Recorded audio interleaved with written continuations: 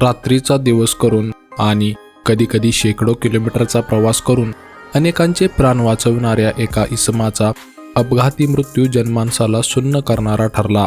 नियती आणि नशीब कधी काय करेल याचा कोणीच अंदाज व्यक्त करू शकत नाही असे म्हणतात। लोणार तालुक्यातील एका अपघातात याचा दुर्दैवी प्रत्यय आला। अक्षय उकंडा असे अपघातात ठार झालेल्या या इसमाचं नाव आहे। तो लोणार तालुक्यातील किनगाव जट्टूग येथील राहणारा होता। रुग्णवाहिका चालक असलेल्या अक्षय आणि त्याच्या परिवाराचा उदरनिर्वाह यातून तुटपुंजा कमाईतून भागवला जायचा। काल मंगळवारी रात्री उशिरा तो चालवित असलेल्या रुग्णवाहिकेला एका भरधाव मालवाहू वाहनाने धडक दिली। बीबी दुसरी बीड मार्गावरील पेट्रोल पंपाजवळ हा अपघात झाला।